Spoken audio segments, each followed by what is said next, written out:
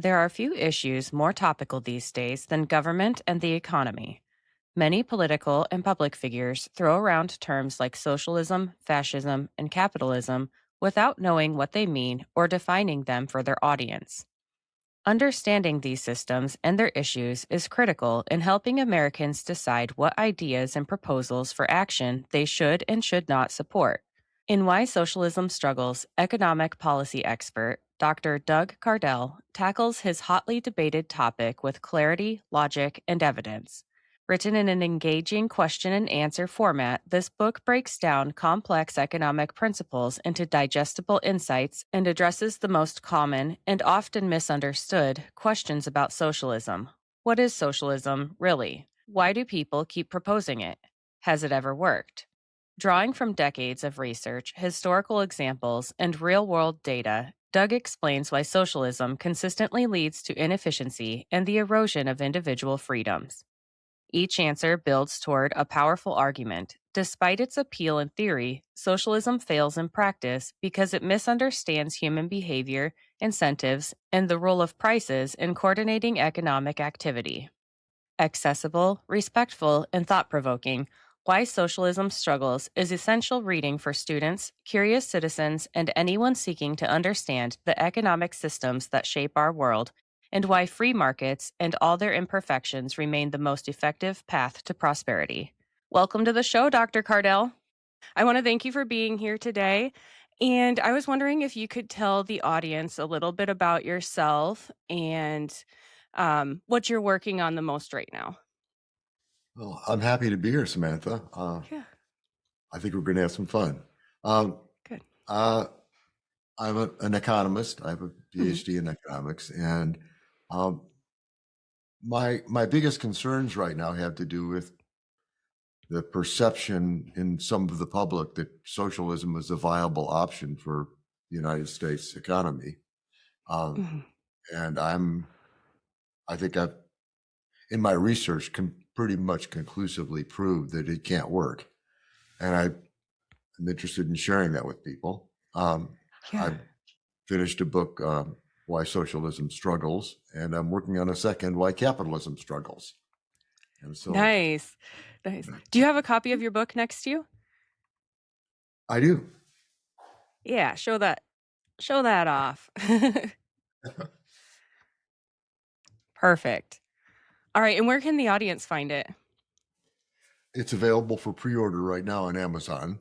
Perfect. It'll be released on January 20th, but we're getting pretty close to that. So if they order now, they can probably actually get it by the 20th. I think Amazon ships with the intention of getting the book to the reader on the release date. Nice. Perfect. All right. So I know the theory out there is, oh, well, true socialism has never been tried before. So so socialism, has it ever worked for any No. country? It hasn't worked, not only not for a country, but not even at relatively small scales. Okay. In fact, the first thing that was tried in the US was essentially socialism. It was, at the time, obviously it was pre-Marx, so it wasn't called socialism, it was called collectivism. Okay. But the Mayflower Colony and Jamestown were both founded as collectivist enterprises, but they both failed horribly badly. The colonists ended up eating their shoes, digging up corpses. I mean, really, I mean, really cringy stuff because they were starving. And it wasn't until the governors of the two respective colonies reinstated capitalism, or free markets at least, that things started working again. And had it gone on much longer, I'm sure both colonies would have not survived. When people say that it's never been really tried, I'm not sure I know what that means. North Korea right now is a socialist state. It's I don't know what about it people would say is not socialist. The nature of socialism is that it pretty much has to lead to dictatorship, because in order, if somebody is planning the economy, which is the whole idea behind socialism, is the government takes control of the economy, they own the property, they own the means of production. Yeah. Um, where is the room for freedom? Right now, Yeah. one of the greatest freedoms we have is that we vote every day with our money. We make economic Right. choices, and those choices affect the whole economy. Our Yeah. choices affect what companies succeed and fail. Uh, what they affect what new products will come to market. Uh, it'll determine what old products fade out of the market. And so Mhm. every day we're voting with our choices. And I think too many people fail to realize that. They think that they're just cogs in some big machine, but it's like an election every single day when we vote on stuff. Yeah. Yeah. I never even thought about it, about it that way, that it takes away the competition from businesses to do something better, something unique, maybe make something that I mean, we wouldn't even have a variety of things. Like, look, our style of clothing would probably all be similar. Yeah, Just look at that. North Korea. Yeah. I mean, Oh, uh, man. in a lot of those places, they actually have like civilian uniforms. And yeah, lack of choice. When Hitler was in power in Germany, and Mhm. I'm sure some of your listeners are going to say, well, that's just fascism. Fascism and socialism are almost identical. In fascism, the technical way to look at it is they control the means of production, they control the property, they just don't own it outright. Mhm. And so what Hitler did was he went to Porsche and said, I've got this idea for a car and I want you to make it. And that's the only car we're going to have. And that was the Volkswagen Beetle. Yeah. Yeah. It's it's interesting to I don't know. It's just, we think about that stuff, but it's interesting to apply. Like, okay, so what if everyone here just drove the same car? And Right. more than oh gosh, it'd be so And I had a Volkswagen Beetle in college. It was great, but Oh it yeah. certainly wouldn't work for me now. And it certainly wouldn't work for a soccer mom that Yeah. needs a van. Yeah. Yeah. I used to think they were cute, and yeah, I liked those too. And but no, if I had a 90-pound lab, like I'd never be able to get him to the vet in a Volkswagen Beetle. Sure. Um um so yeah, I really don't know why people say like, oh, true socialism hasn't been tried. But also, wouldn't that open up fraud is a huge topic right now, and Sure. wouldn't that open up the possibility for the government to just completely abuse the system? That's exactly what happens. It, people talk a lot about income inequality, Mm, but in every socialist state that has ever existed, income inequality is far greater than it is in the United States today. Look at yeah, North Korea. I mean, we've got people yeah. living on like $2 a day for the regular people, and the the government pets are living in luxury. Mhm. Uh, the same was I think I read something the other day that Putin is probably worth about 800 billion. Oh, I yeah, and mean, look at how his and citizens are living. yeah, and exactly. And so, and the part of the difference is that the people here in the U.S. that are rich Mhm. got there by a whole different means. Yeah. Putin has contributed nothing to the economy of Russia. Right. He Right. hasn't invented anything. He hasn't created anything. He Mhm. got rich by taking money from the people. Yeah. Yeah. Whereas here, you and I are talking on computers right now. Yeah. We couldn't do this if it weren't for Bill Gates. Right. Our lives are better. Your life, my life, and our listeners' lives are all better because of what Bill Gates did. Now, you may Right. not like his politics, you may not like stuff he says, whatever, but he made all of our lives better, and so he made some billions of dollars doing it. What do I care? Right. My life's better, Yeah. and And that's the part that people often don't get about capitalism. Mhm. They they're fixed in a mindset that implies that if people have something, they must have taken it from somebody else. Yeah. And sadly, I mean, that was true not too long ago. And let me take a minute and explain that. From the year zero to about the year 1500, there was no human progress. One way to measure that is per capita GDP. That is, on average, how much each person produces Mhm. for the world. Didn't change, not a drop. 1500 years, and the amount Yeah. of stuff was the same. Well, that's where the legend of Robin Hood came from. Because Oh. back then, if you wanted stuff, you Mhm. had to take it from somebody else because there wasn't any new supply of stuff. Yeah. The stuff was fixed. That makes In, sense. in economics, we talk about that as the size of the pie. And from Okay. 0 to 1500, we had a fixed pie. So if you wanted a bigger piece, the only way to get it was to take it from somebody else. Okay. But then in 1500, the world started changing. Um, you could make lots of arguments about what happened first and so on, but a good Mhm. example would be James Watt and the steam engine. He had this Okay. idea, and Yeah. he found venture capitalists to invest in it so he could develop it. Mhm. And things went well. And Yeah. from 1500 to about 1700, per capita GDP increased by 40%. Oh, geez. Yeah, I mean, in only Yeah. 200 years, the world was almost 1.5 times better than it was 200 years ago earlier. Yeah. Yeah. That's huge. That is. But starting in 1700, things really took off Mhm. because the United States was the first country in the world to be founded on capitalism. It's the Okay. first country in the world to have patents in its constitution. Nice. And without patents, you don't have entrepreneurs because who's going to go out and spend a lot of time inventing something if they can't reap the rewards from doing that? Right. Yeah.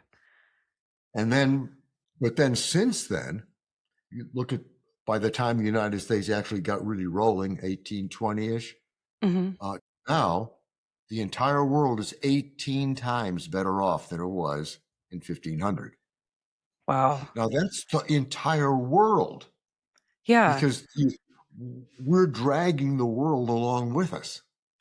Everybody's life in the entire world Mhm. is better. And in the US, it's more like 40 times greater. Yeah. Wow. Yeah. Capitalism has lifted more people out of poverty than any system ever imagined. Mhm. The problem is people don't know that because now what happens is this: instead of that fixed pie, what capitalism does is it makes a bigger pie. Right. And Yeah. so the person that made the pie bigger may take a bigger slice, but everybody gets a bigger slice. Right. That's what Gates did. I mean, he Yeah. made all of our lives better and made a huge profit doing it. But Mhm. what do I care how much profit he makes if my life is better? And this is, you look at the top 10 people, richest people in the world, they're all in that category. None of them got there by inheriting a bunch of money or by running some scam somewhere or by oppressing people or anything remotely like that. Yeah. Elon Musk. I happen to be on Starlink. I live out in the middle of nowhere, and I'm Nice. talking to you now thanks to Elon Musk. Yeah. So same thing. Why would I put him down because he's made my life better? Right. Jeff Bezos, Amazon. I actually ran the numbers on that, and Amazon on average makes the average American $2,000 to $3,000 richer a year. Is that because it saves on, transportation and to find those products? Nice. Yeah, it Yeah. saves on transportation. It also saves because Amazon has huge buying power, so they can Yeah. get the same stuff cheaper than I could get it myself. Yeah. Yeah, absolutely. I can see that. So, And so the same thing. Am I going to nag on Jeff Bezos because he's rich? No, he made me richer, mhm. and he's making me richer every year by $2,000 to $3,000. Yeah. Yeah. I'm happy. Yeah. And it makes your life easier too. Like a Yeah, lot of of course it people does. would pay money to have an easier, you know, life. Exactly. That's exactly right. Yeah. So, Uh, yeah. the rich today get rich by making the pie bigger. Now, I Mhm. should I should add a caveat. Are there bad rich people out there or bad capitalists? Of course there are. Right. There's bad people in every walk of life. And unfortunately, too many people blame capitalists in general for the actions of a few. But Mhm. even the actions of that few is the responsibility of government, not capitalism. If somebody's doing Yeah. bad stuff as a capitalist or as a lawyer or as a podcaster, it's the job of Yeah. government to do something about that. Right. Right.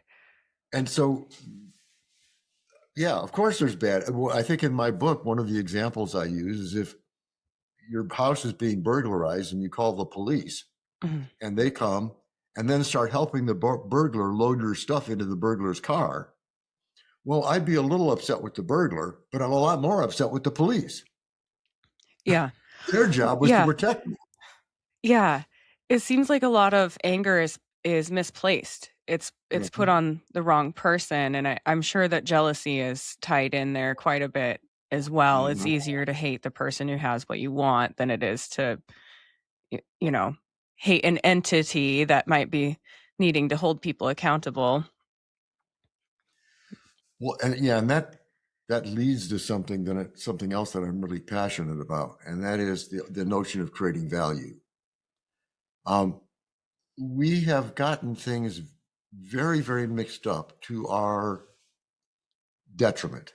Mhm. We think we work for a living, and we're told we should work for a living, but that's a Mhm. really bad idea because you could spend all day digging holes and filling them up again. Yeah. You're not going to get paid for that Yeah. because you haven't created any value. Yeah. And so creating value changes your life. Um, First of all, it makes you a whole lot happier. And we can talk more about that. But when I got up this morning, I didn't think of myself as, oh, darn, I've got to go do this podcast. I've got to go to work today. And I I'm betting appreciate that you that. didn't either. Yeah. I got up excited. I was looking forward to it from the minute I got up. And I think you probably were too. Yeah. Yep. And I think the reason we both feel that way is because we know we're creating value for somebody else. Mhm. We've got listeners out there right now that or what is aired Yeah. that that we hope we're contributing, we're doing something to make their lives better.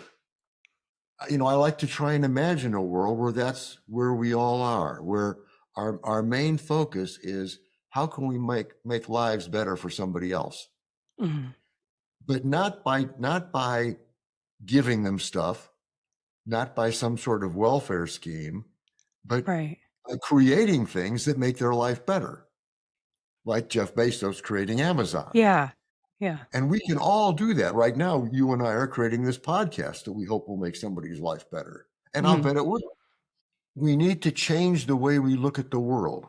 And if we imagine, even in the simplest sort of exchange, let's say you're flipping burgers in a Mhm. burger joint somewhere.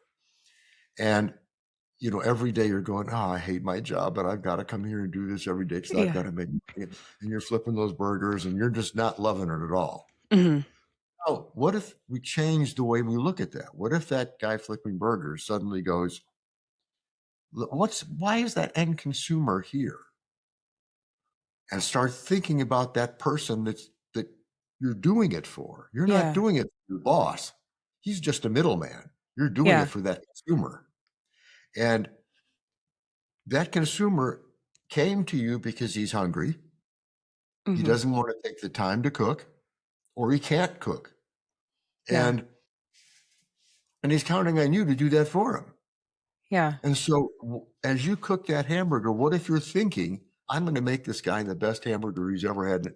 I, I'm just really going to do this right. Yeah. And then I'm going to serve it to him with as much joy and openness as I can possibly bring.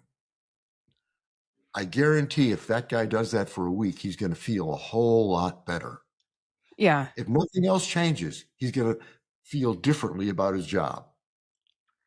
But if he keeps doing that for a month, he's going to start moving up in the organization Right. Right. because people that do that get noticed. Hmm. And he may end up like the current president of Costco, who started out 30 years ago as a forklift driver in the warehouse. I didn't know that. That's a really cool story. Yeah, I mean, that stuff happens all the Yeah. time in capitalism. Yeah. But it starts by saying, I'm going to create value for other people. Hmm. And just that one change can really change people's lives. Yeah. Just looking for ways to create value. The other day, I took my wife to a doctor's appointment, and maybe 3 or 4 days ago, and there was an elderly couple there that came in. I should be talking about elderly, but there, and they were concerned about their bill. Hmm. The girl behind the counter was clearly in a I'm going to create value mindset. She Yeah. was cheerful. She was happy. She was treating these people with respect and dignity. And wow, I mean, it was really, really wonderful to watch it. She was Yeah. just a master at creating value for other people. And she's probably, I don't know, early 20s.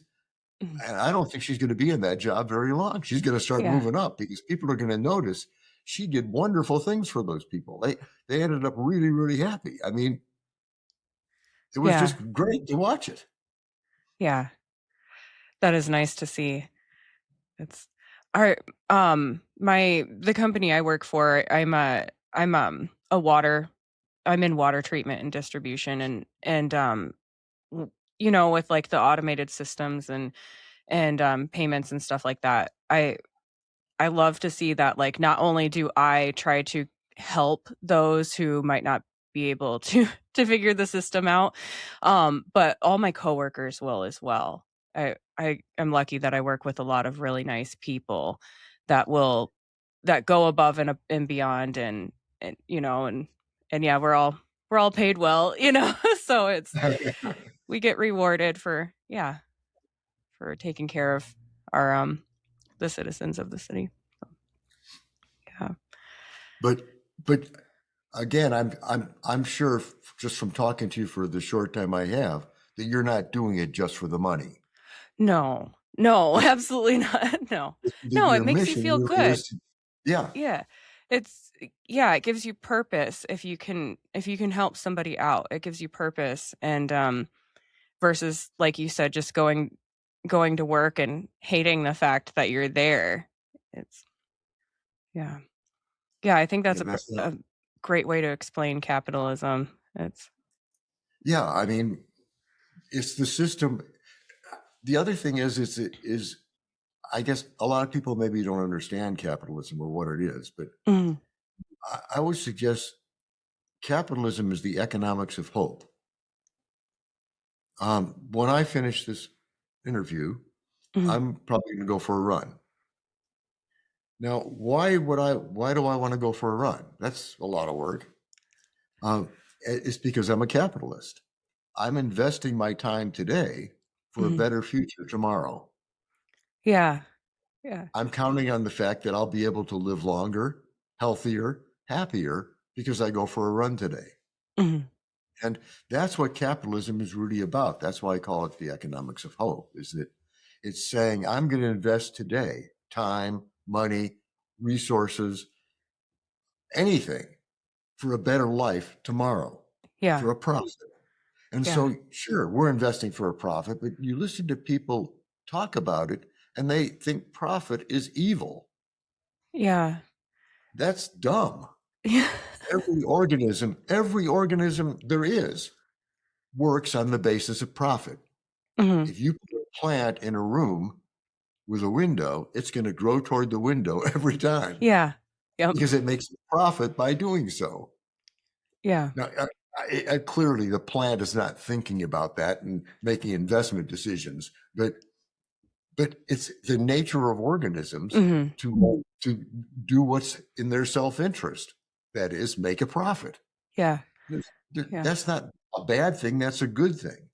And in fact, what makes capitalism so special is that it channels self-interest into something that's good for the community. Hmm. When I do what's best for me, I'm also doing what's best everywhere, as long as I don't get carried away with it. And let me Yeah. put that in perspective. Uh, we like to think our brains are in control of our bodies. Yeah. They're Yeah. not. We're not. It's a pipe dream. Um, Yeah. First of all, half the cells in your body aren't even human. Right. That's Viruses, bacteria, fungi, and that's really more than 50% of your body. hmm But even the cells that are part of your body, let's assume a cell in your kidney somewhere okay. doesn't even know you exist. Yeah. It's just there being a little cell. It's doing what it has to grow, survive, reproduce. It's living its own little cell life, pursuing its self-interest. Your kidney just happens to be the environment it lives in. Yeah. And so it's similar. A similar thing is with squirrels gathering nuts. Squirrels don't see their job as planting trees. Right. They're just gathering food, but it Yeah. helps the environment. Yeah. And bees don't look at their job as pollinating plants. They're hmm collecting honey in self-interest, but it benefits the environment. And so what capitalism ends up doing is channeling that self-interest in a way that helps the environment, the world. Yeah. Yeah. And so now it can get out of control, like in the metaphor of the body, that's cancer. Right. Right. Yeah. That's when some of the cells get greedy and hmm start resources for themselves. And that's Yeah. the time for the government, your brain, to step in and go, hey, I got to do something about this. Yeah. I've got to get treatment because some of these cells are bad actors and we've got to put a stop to them. hmm Go get treatment and hopefully get it fixed. And that's the job of government, is to Yeah. keep the bad actors from exploiting the rest of us, because self-interest is not the same as greed. Right. Greed Yeah. is like cancer. Greed is when it turns nasty. Greed is when it goes beyond. Self-interest says, I will do what's in my best interest, but I will not intentionally hurt anybody else. Greed says, I'm going to do what's in my best interest, and I don't care who gets hurt as Right. long as I get what I want. Yeah. Yeah. And so we constantly have to be reminding ourselves of that distinction. The self-interest is good, greed is bad. Yeah. Yeah. I think people have a hard time seeing the difference sometimes. It, I don't know. I just really wish I could understand the people that see any form of success as a bad thing. I'm sure it's a psychological issue that they need to work on that can't be solved by anyone but themselves. But it's really interesting to see the difference in perspectives on success, on how people view success. Mm-hmm. Yeah, I think part of it still relates back to the Robin Hood thing we talked about. Mhm. That we still seem to be wired to think of the world as a place of scarcity. But Yeah. thanks to capitalism, we live in a world of unimaginable abundance. Yeah. Yeah. The poorest person today has more stuff, more opportunities than George Washington. Mhm. I mean, Yeah. look back just 250 years ago, and everybody was far, far worse off. Yeah. But today, 97% have a cell phone, Right. Right. and that cell phone is a computer that is far beyond the computers that put men in space in the 1960s. Wow. I Yeah, mean, we're spoiled. yeah, and people talk about housing inequality. Mhm. Is there inequality? Sure. That isn't necessarily a bad thing, and we can talk more about that later, maybe too. But the house I grew up in was 941 square feet for Yeah. a family of six. Oh. Oh, man. But that was normal. Yeah. We lived in a Yeah. normal neighborhood. The people next door had a house the same Yeah. size as ours, and so on and so on down the block. Mhm. And that's part of the difference is that the world has changed. Yeah. And now, some people would call 941 square feet a tiny home. Uh-huh. And the difference is even more dramatic. Our house didn't have a clothes dryer. We had a tub spinning washing machine with a wringer on it. One of my jobs as a kid was to wring the clothes. Okay. And so I had to take the clothes and put them in this wringer arrangement thing and turn this crank to Okay. Yeah. squeeze the water out of the clothes. Yeah. Okay. We didn't have a microwave. We didn't have central heat. We had Yeah. radiators in every room. We didn't have a shower. We had a bathtub. We Mhm. didn't have air conditioning. There was no such thing as central air conditioning at that time. Right. And I'm 77 years old. So we're not talking about eons ago. Right. Okay? Yeah. And so, but today, houses come with all that stuff. Right. Yeah. So do they cost more? Well, duh. Of course they cost more. And the average house today is like 2,500 square feet, Mhm. almost 3 times the size of the house I grew up in. Yeah. Now, are there ways to get around that? Well, sure. Today, you could buy a manufactured home for under Mhm. $100,000 that has more square footage and all that stuff that I didn't have when I grew up. Yeah. Yeah. And you could buy an acre of land in a lot of places, right here where I am. You could do it easily for under Yeah. $10,000. Yeah. So for $110,000, you could have way more than I grew up with. Mhm. Yeah. We're actually considering all doing all of that right now. We're in a very small house and yeah, we were looking at the manufactured homes cuz yeah, you get more bang for your buck, I guess, you know. Yeah, But yeah, yeah. exactly. And I think part of the problem too is that too many young people um, look at people like me and say, well, these older people have got bigger houses and so on and so forth, and they've got all this stuff.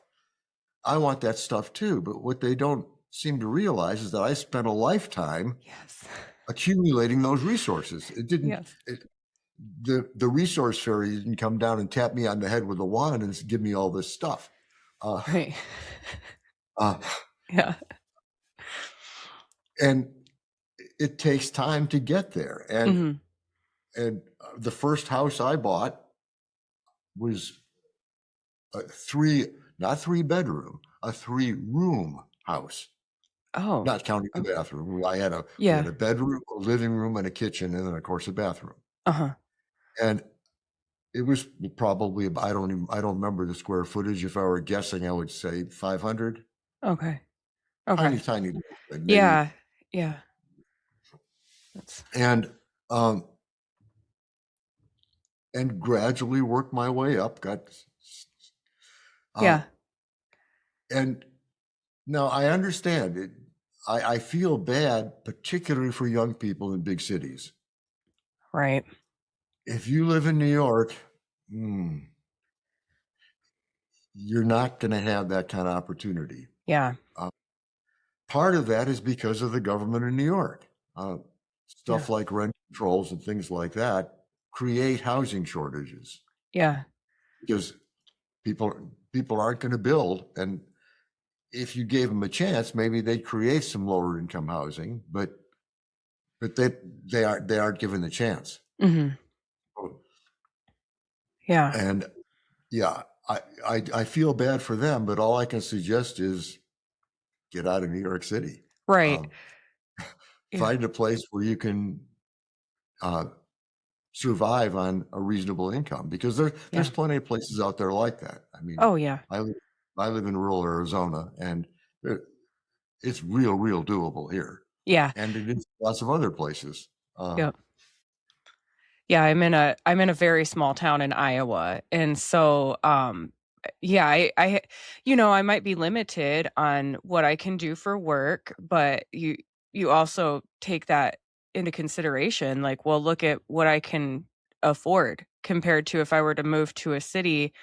That's one thing that I had looked into. When I graduated from college, I was thinking about moving out to Denver, Colorado, or Colorado Springs. And it was like, okay, so this is the average income for someone with my degree. What can I get? A house the same size as my apartment with no garage. My apartment has a garage. So why, it's just, I guess you have to decide what you value and what's more important to you. Stuff to do in a city, or, kind of a rural area and more space. Sorry to interrupt. I just wanted to tell you about my sponsors real quick. Sometimes I get on a roll cleaning or gardening, and I need a boost but don't have time for a meal. Big Fork Brand's pork jerky is the perfect choice to keep my momentum, offering high-protein snacks for on-the-go energy boosts. Not only do they offer pork jerky, but they also make pork sticks, bacon sausage, bacon hot dogs, and burger and hot dog sauces. Products come in a variety of delicious flavors, including Thai green curry and maple and brown sugar for the meat options, and gangster and Chicago fire for the sauces. I personally think the original flavor of the pork jerky hits just right after tackling a big chore. It's a little salty and very flavorful. My discount code gives you 20% off your entire order, and it's currently the best deal available. Just visit bigforkbrands.com and enter in my promo code JADE, that's JADE, at checkout. Are you looking for a gift for a music lover, or maybe some apparel to show off your quirky side? Old Glory has you covered. With over 300,000 officially licensed items covering music, sports, entertainment, and pop culture, you're guaranteed to find the perfect item. They even have seasonal gear. My husband enjoys the Beatles and Led Zeppelin apparel, and I love the Billy Idol apparel. I even found items for my fellow plant enthusiasts. This family-owned superstore is known for their quality and customer service, offers free standard shipping on all orders, and orders are shipped the same day you purchase. My discount code gives you 15% off your entire order, and it's currently the best deal available. Just visit oldglory.com and enter in my promo code JADE, that's JADE, at checkout. Looking for a game-changing way to improve your health? Zevo Life is the world's most nutrient-dense whole plant, packed with over 50% plant protein, essential amino acids, fiber, and antioxidants. Harnessing the best nature has to offer, Zevo Life nourishes your body while driving your performance, vitality, and overall well-being. Each serving is a concentrated source of clean, well-balanced nutrition designed to support modern lifestyles, and just 1 teaspoon a day supports your gut, boosts energy, and promotes healthier skin and hair. It's no wonder that it's receiving rave 5-star reviews. Step into a healthier future with a 30% discount and a 30-day risk-free guarantee by visiting zivo.life and using my promo code. To support my show and to receive 30% off your entire order, enter in my promo code JADE, that's JADE, at checkout. What we value, that brings up another really huge thing that differentiates capitalism from socialism. And that is what we value. People tend to think that things, labor, anything has some sort of intrinsic value. Gold has no intrinsic value at all. Gold has value because we like it. Right. We value it. And in fact, I saw a headline not too long ago that said the asteroid Psyche had enough gold and other minerals on it to make everybody on Earth a billionaire. Oh, geez. Well, it wouldn't. Let's think about what would happen. Let's just say Psyche were to break up in our atmosphere tonight and rain down 3 inches of gold all over the world. No one would want it. Exactly. First thing that would happen is gold would have negative value.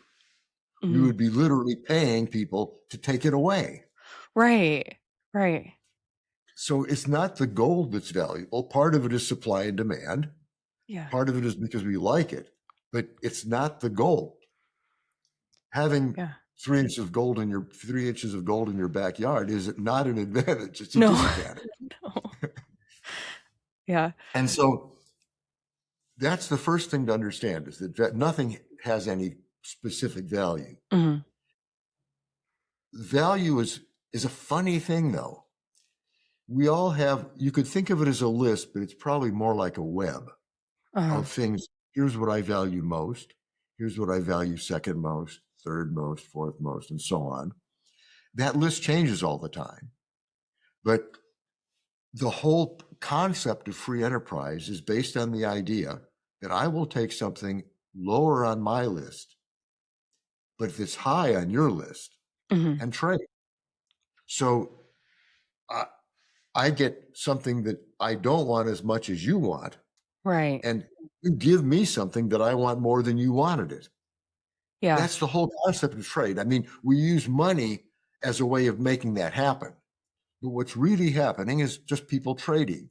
And so, Yeah. like, if you and I were to go out to a restaurant and you really like salad and I really like bread, and we exchange, Yeah. so I give you my salad and I take your bread.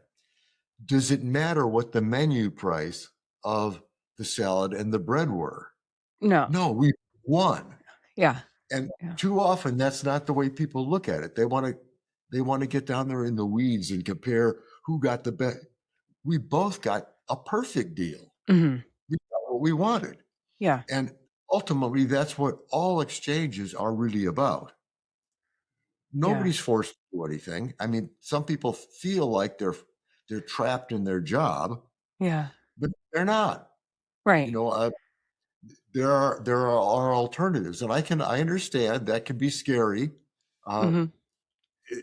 it makes one uncomfortable, but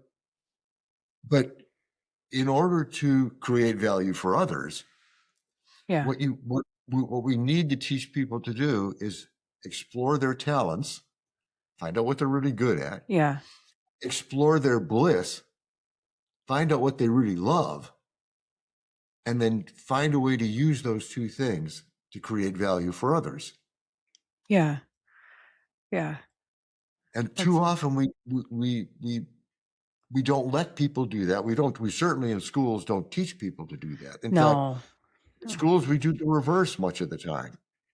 Um, the notion of passing everyone along Yeah. kills people. It's horrible. Yeah. Failure is a good thing, Yeah. particularly with kids. Failure is sending you a message. This might not be the best avenue for you to look into. If I do really well at math and I fail at art, that tells me something. Right. It tells me Right. maybe I shouldn't be an artist. Maybe I ought to go into math or science or, Yeah. too many times we view failure as failure, as an end. It's Right. not, it's just, it's a signal. It's a message. Yeah. It's, it's telling us that we're doing stuff well or we're doing it not well. And that's not a bad thing. That's a good thing. We need those messages. Yeah. And same thing in sports. I mean, we give people participation trophies instead of most valuable player. Right. Well, That's I'm fine with participation trophies because certainly the first part of any job is showing up. yeah. So showing up is something to celebrate, but so is most valuable player. Right. Yeah. Yeah. Doing both is, yeah. I like that better. Yeah, and we want people to learn how to succeed, but the way to learn how to succeed is to fail sometimes. Hmm. I've had lots of failures in my life, and so what? Not a Yeah. problem. Yeah. Yeah. I mean, it kind of tells you, okay, well, I don't need to focus on this anymore because it's just Yeah, something I'm not good at, focus on right. something else. Yeah. But and there are also times when you may want to choose to overcome that. Yeah. Um, Yeah. That's true. I know when I was probably 6, and I got fired from violin lessons. You got fired The, from violin lessons? I did. The teacher told my parents that I was tone deaf and I should never ever think about a career doing anything with music. Oh no. By the time I was 18, I'd made more money in music than he had Oh wow. because I Wow. started a rock band and did well. Yeah. Nice. And it turns out I wasn't tone deaf. There were a couple of reasons why I had trouble hearing the violin. Oh, okay. Okay. Um, Yeah. and so there are times when you want to push back, Uh-huh. but but that's the whole point: is that failure is not a bad thing. It's not an absolute. It just says it's a message. It says here's something for you to act on. Yeah. Here, Yeah. and it might mean, well, yeah, okay, I can see I'm not too good at this, or it might mean, you know what, I'm going to make myself good at this. Yeah. Yeah. And either way is a perfectly fine approach. But the failure itself is just information. Yeah. Yeah, that's a good way to look at it. When this is a little bit off of topic, but I was or yeah, it's kind of going back to economics and stuff. What do you think the ideal tax policy is? Um, I would argue that a flat tax is probably far and away the best thing. Yeah. Yeah. Whenever you tax something, you're punishing the action. That's why we have a tax on cigarettes. We want to punish people to prevent them from smoking more. Yeah. Yeah, that That's makes why sense. we have taxes on alcohol. We want to send people a message that alcoholism is not a good thing. Yeah. Um, when our current tax system, taxes on income, is punishing productivity. It's saying the more productive you are, the more money we're going to take from you. Yes. Yeah. Now, is that really what we want to do? Do we want to punish productivity? Yeah. No. And so what a flat tax does is a tax on consumption. Yeah. So it says we're going to take money based on the amount you consume. Now, the rich people would still be paying more because they're Oh, consuming yeah. more. Yeah. Yep. And so it isn't like they're getting off the hook. And Yeah. in fact, it would probably, for the most part, they would probably end up paying more than they do now. Yeah. Because in the current system, if you've got the money to do so, you're going to get accountants and lawyers to make sure that you don't have to pay as much as you would Yeah. otherwise. Right. Whereas if you flat tax, probably a sales tax, you wouldn't have to worry about that. There would be nothing to do accounting wise or legally because Mhm. it's a tax on purchases. And so a flat tax like that, first of all, the mechanism is already in place. You don't need the IRS. Right. All the states already have sales taxes or something like that. So Yeah. all we have to do is add a federal component, poof, we're done. Yeah. Easy to implement. Yeah. And the only harm I can imagine that it would do would be to accountants, Right. lawyers, and politicians. Yeah. That's the tricky They would part. they might all suffer, but the rest of us would be far better off. Yeah. And so, um, and finally, it's ultimately the fairest way. It Right. says we're all equal here. We're all going to pay the same, Yeah. and except to the extent that we purchase more and less.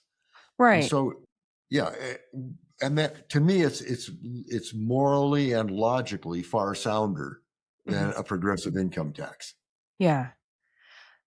I'm I mean, I know personally if I didn't have taxes taken out of my paycheck, you'd see me spending more money on things I don't need. Definitely.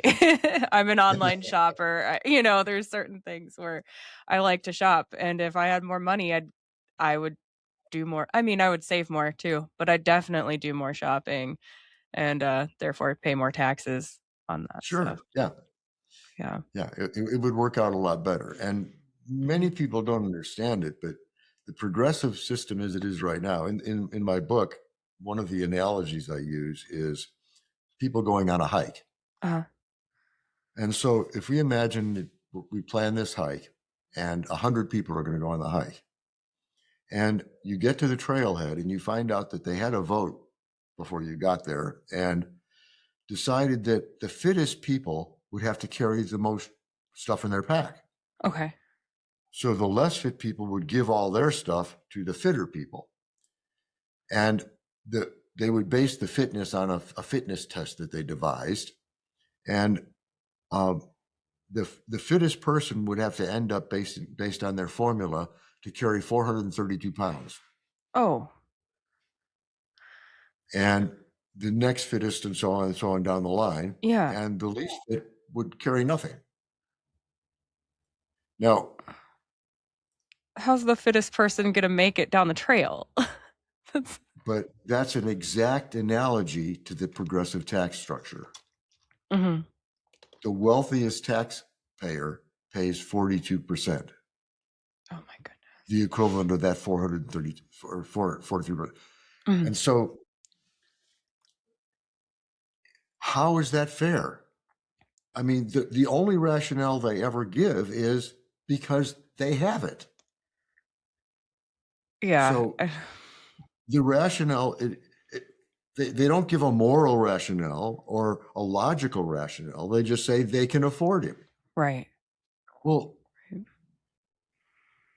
now what does that really mean? Does that mean that the majority could decide tomorrow that anybody that made above $10,000 a year has to give up all of their money for the 10% that don't?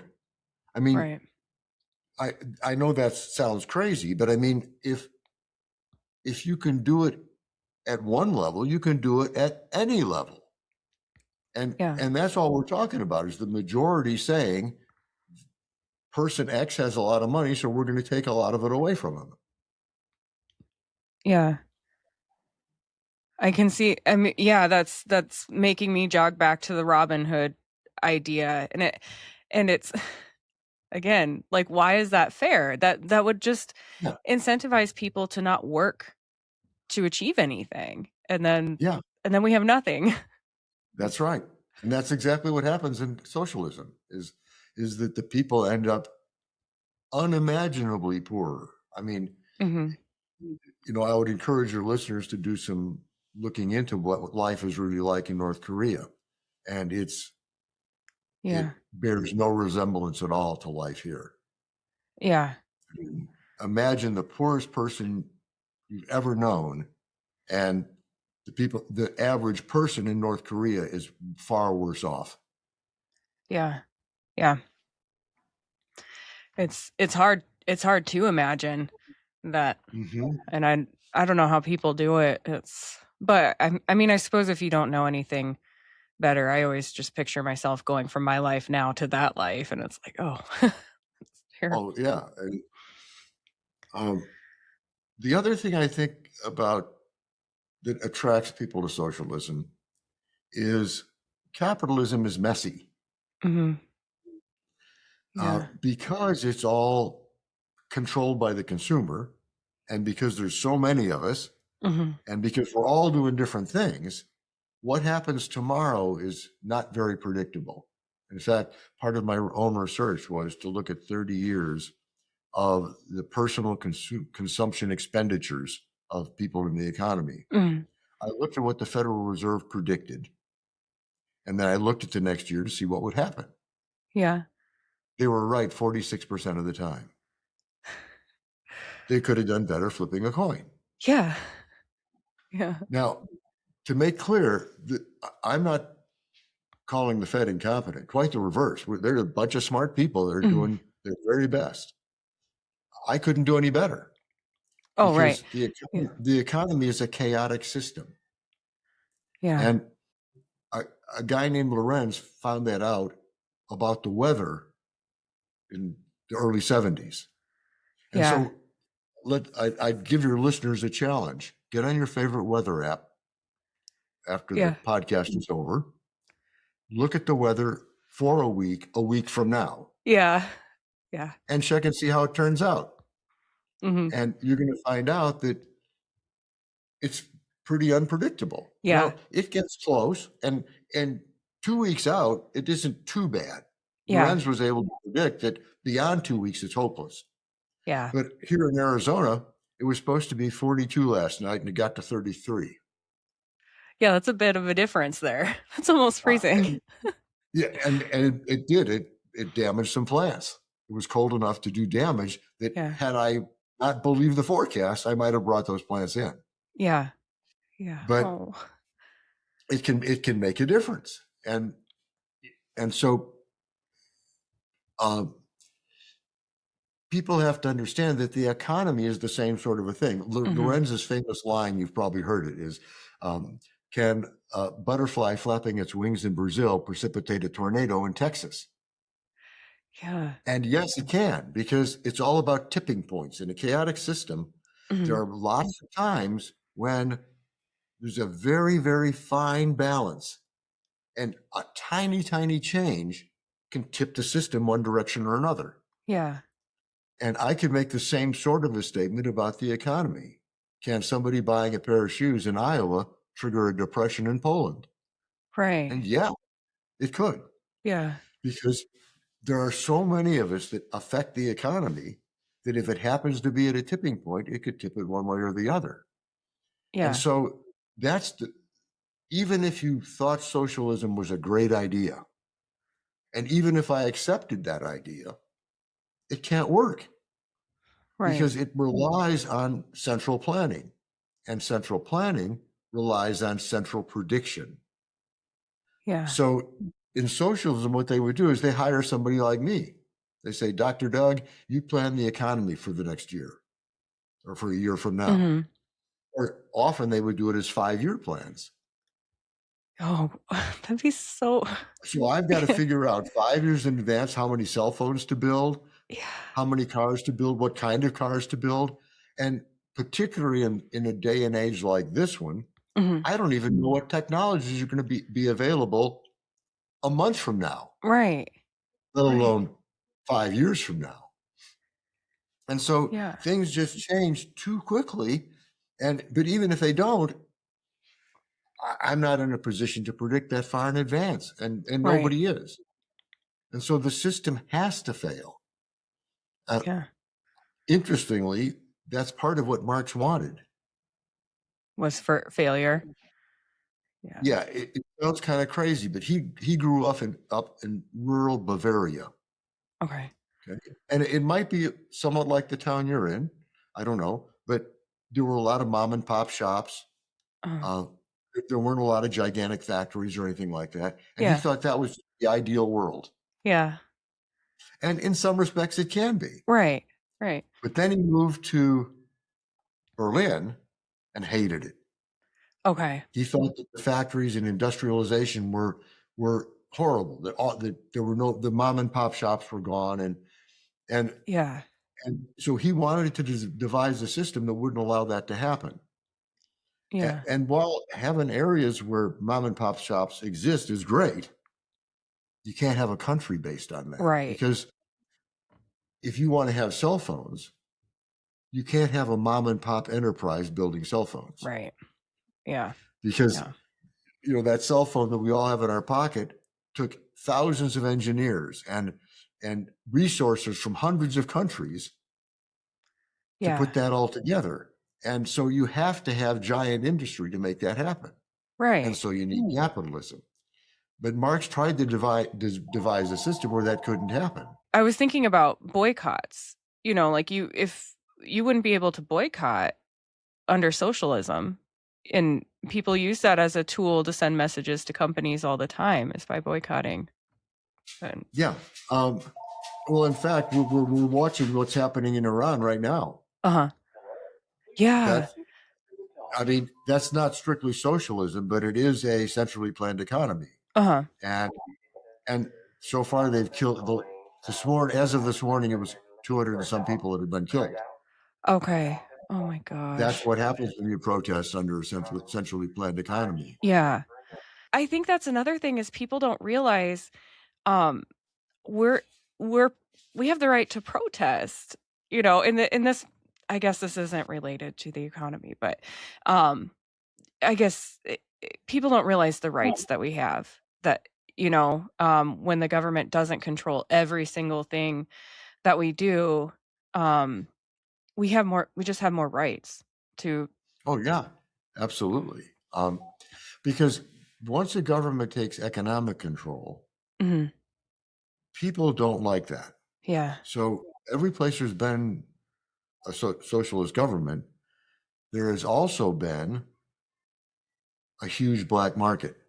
For example, in North Korea right now, you can get executed for buying an American DVD on the Oh. black market. Oh. Yeah, I mean, Wow. because if you're going to try and run the economy, you can't allow a black market. Yeah. Yeah. And since black markets work so under the table, you are forced to execute people. You have to make an example out of anybody that is in that black market to Right. try and stop it. Yeah. However, even under threat of death, North Korea still has a big black market Yeah. because people want stuff. They just Right. do. Yeah. And and so Jeez. yeah, talk about interfering with our rights. Yeah. Yeah. I mean, people don't understand the difference. I mean, uh, there are things to complain about in the U.S., but our rights are beyond any other country in the world that I'm aware of. Yeah. I wish more people thought about stuff like that, but how much we do have, even though it seems like a lot of people don't think we don't have a lot. And yeah, I do think that you've made a great point throughout our conversation in showing how capitalism is what brings us the good lives that we have. Our listeners could look around their house right now and ask themselves, how much of this stuff did I get from capitalism, and how Yeah. much did I get from government? Yeah. Right. Yeah. Exactly. Is there any main point you want to drive home to the listeners? Well, aside from the one that socialism doesn't work and Yeah. it's a really nasty system, I guess the thing about value, I would encourage all of your listeners to Uh-huh. start today. Go out there and look at what your talents are. Yeah. Look at the things you love and say, how can I create value from others by exploiting those two things? How Yeah. can I take what I do well and what I like doing Mhm. and find ways to create value for other people, like you and I are doing right now. Right. You're taking something that you're good at and that you enjoy doing, Yeah. and you get to create value for other people. And I may sell a few books out of this deal, and you may make a few bucks on the podcast, but Uh-huh. I'm pretty sure that's not why either of us are doing it. Right. I No. know, Yeah. no, we're doing it because we're following our bliss and exploiting our talents Mhm. in ways to create value for other people. And Yeah. if all of your listeners would do that starting today, think how much better we could make the world. Yeah. Yeah. If our first thought is, I want to use the gifts I have to create value for other people. Yeah. Wow. I mean, that's the world I want to live in. Yeah. And I think that's the world that all of us want to live in. Yeah. I think everyone would be so much happier. I think it drastically Yeah. change every day, And you know. yeah, and free market entrepreneurial capitalism is the only thing that's ever been devised that allows us to do that. Yeah. Yeah. I have an interesting book to mention to you after we're done recording, but I do want you to show off your book one more time, and Okay, I will put I can do that. the link in the episode notes so that people can pre-order it. And yeah, you've got about a week before it comes out. So Yes, yeah, January 20th is the big day, yeah, and sounds I'm good. excited about it. It's Yeah, going to be fun. yeah, sounds good. All right. Well, I want to thank you for being on the show, and I will keep in touch with you. So Please do, and thank you so much for having me. It's been a pleasure to talk to you. It yeah, really has. absolutely. Right back at you.